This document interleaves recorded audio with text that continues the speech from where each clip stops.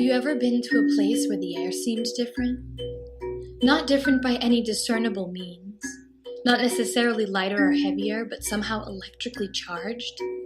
As if there were an energy present not really found or felt in other places. When I was younger, I traveled to such a place. It is a place where the very air I breathed felt infused with mystery and ancient knowing. This place was an island in the middle of the sea. At the beginning of time, a great snake from the world below wrapped himself around the island and pulled it up from the depths to the surface of the ocean waters. Magma turned to lava and oozed out of the earth to a symphony of fire and steam and newly formed rock. The king of the sea turtles swam up to support the island from below and fell asleep. He has been holding the island up ever since. Who knows what will happen the day he wakes up?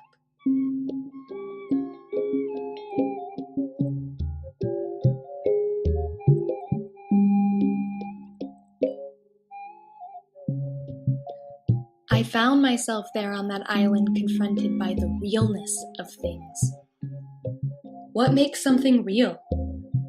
Does believing in something make it real? Does a whole village believing in something make it real?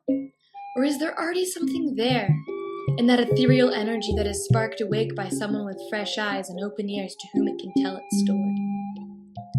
Many people on the island believed in not one but two worlds. One was physical, tangible, seen. The other was not. It was this unseen world that was the source of the unknown energy, and it seemed to possess a consciousness all its own. During my time on the island, strange things happened, and I listened to many stories of strange things that had happened to others. I cannot explain them, and to be honest, I still have many questions about them myself. But the same unseen world exists throughout our planet in other capacities. Some people call it by different names, but in the end it all comes back to the things we can't quite grasp or understand. Ghosts, miracles, signs from the universe. But you have a choice. The choice to believe or not believe. I can only pass the stories along, because I think that it's the story and the meaning that it holds that's really real in the end. The first strange thing happened in a room. The year before, many strange things happened in that room. A woman I knew told me she had stayed there and been awoken in the night by the lights flickering on and off. With the widest eyes, she told me she had felt someone or something slip into bed next to her. It was icy cold. And then, she said, it was gone. By pure chance, it was my turn to stay in the room. I slept there for 3 nights with a friend in the bed next to mine. There were no flickering lights or icy cold figures, but we awoke with strange looks on our faces due to our strange dreams. They were not cohesive or really very interesting, just a slew of strange images and scenarios. The first night, we dreamt that our big toenail had fallen out. The next night, we dreamt we had both tried a cigarette for the very first time.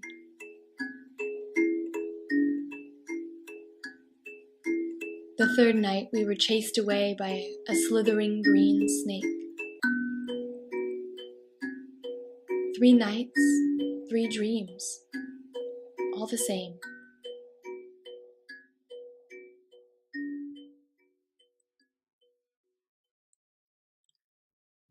I was then driven to a remote village on the island over the mountains. I will never forget the drive because we rode behind a large truck piled high with sacks of rice. So high was the pile that with every curve in the road, the sack would teeter back and forth. Glued to my seat in fear, I imagined someone solemnly telling my parents their daughter had died, crushed under 2 tons of rice. After arriving and settling in, I ended up in a kitchen chopping vegetables with a kind old woman. As if she could read my mind, she told me that she too had dreams she couldn't explain. She dreamt she had flown to the top of a mountain south of her village. There she found a black stone shaped like a pot, filled with dark, cool water. She then flew to a temple called Tanalo built on the rock in the middle of the sea. There she found a cave filled with people playing instruments. They were shiny and glowing. After listening to the music, she flew back home, but not knowing how to land, she fell into her neighbor's bamboo patch.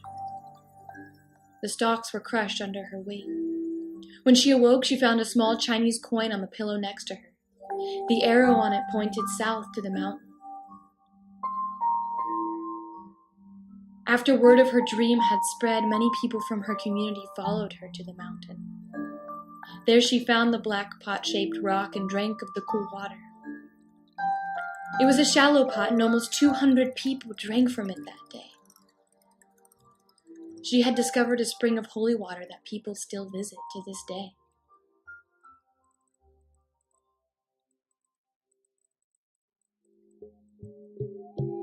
Intrigued and in disbelief, I decided to go for a walk after dinner. It was dark out and fairly late. There was no one to be seen, but the lanterns were lit and the night was still and warm. I walked to the village gates. There was no light beyond them, but I could hear the little stream and the sound was welcoming, so I kept walking. About halfway down the hill, I stopped, feeling a sudden change. And then a gust of wind nearly blew me off my feet. And over the hill in front of me came a glowing ball of light. It was too big to be a firefly. I watched as it floated like a dandelion seed on the wind past me and down to the stream, where it went out. As it passed, I could hear voices.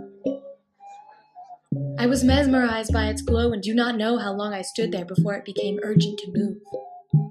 I ran back to my bed, suddenly terrified and confused. The next day I told no one what had happened. Perhaps it was all a dream too? I asked the old woman if anything else strange had happened to her. She laughed and told me 2 unbelievable stories. One day, as a young girl, she went out to help her father pick cloves.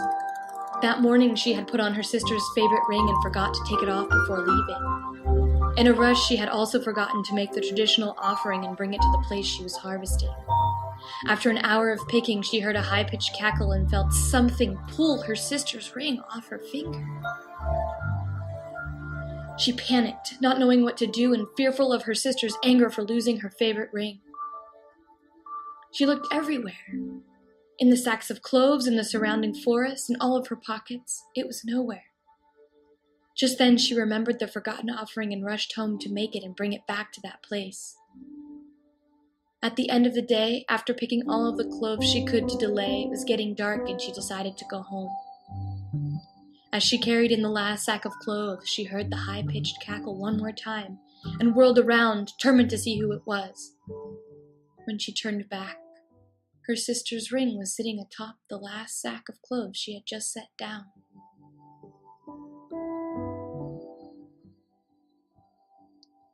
Much later in her life, after she had been married and had 2 children, she was out in the forest picking cacao on a rainy day.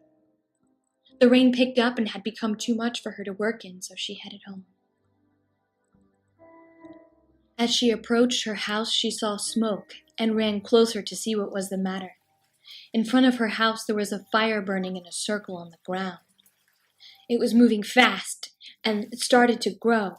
It grew taller and taller and spun faster and faster and faster until it lifted off the ground completely and exploded upwards into nothing with a loud crack. The rain was still pouring, and for a moment the old woman, she thought she had gone deaf, for she couldn't hear anything. But slowly her hearing came back, and she ran to her neighbors to seek counsel and advice. I sat there stunned for a while, and then I asked her what she thought all of it meant. She said it was all a reminder to keep the balance. Evil has to exist in order for there to be good, and for everything seen there is that which is unseen, and sometimes the balance just flips. Then she looked at me directly with strong, hard eyes and said, "It is important because it is real. These things happen. If you don't believe it, it's just a tale. But it's still a tale with meaning." Later that month, I found myself sitting in a family's backyard, invited to a traditional Javanese dance with a group of students. It was a brilliant evening full of stars, and my head swam with all the stories I had gathered. The music started, and the row of men in front of me all simultaneously lit their pipes, and a thick cloud of sweet, sticky smoke curled up and hovered above their heads.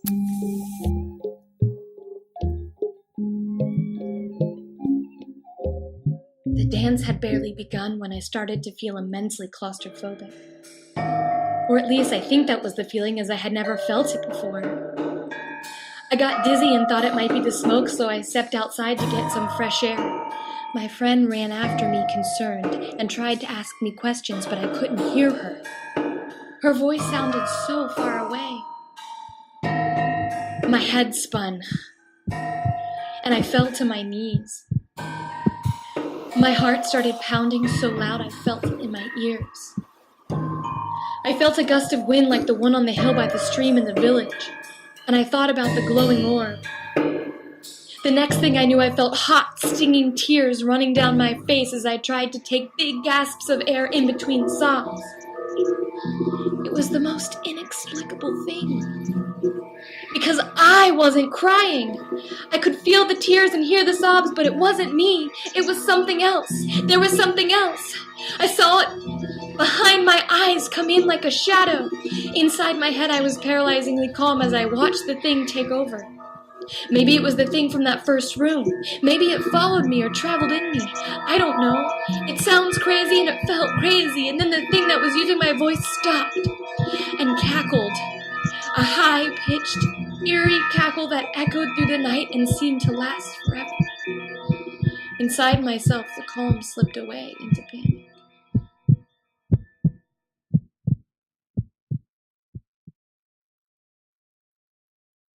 My eyes clouded over, and all I can remember is screaming at the thing in my head to leave and get out.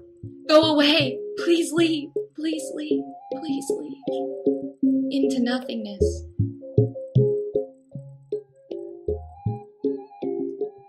I awoke with a splitting headache, shivering. My friend was sitting next to me and asked what had happened. I shook my head, not knowing what to say. Staring into my eyes, she said quietly, "You looked like you were trapped." I just nodded. To this day, I can't really tell you what happened. Panic attack, maybe? Anxiety attack? I've experienced those, and this simply was not that. But whatever did happen, it changed me and opened me up to a level of belief I could not reach before. It's a terrifying and exhilarating thing. When I finally returned home, I came back to a bigger island in the middle of the sea, big enough to be a continent, to a place mostly built by the hands and supported on the backs of men. No ancient sea turtles or mythic snakes, and the air seemed to fall flat. But now, as I lay awake at night thinking about all that has occurred, I hear the wind pick up and a little chime in the distance. And if you ask me, I think that unseen world is still there. It always has been, trapped under all the metal and concrete and pollution and noise, full of magic and potential, full of stories waiting to reveal themselves to those who want to believe.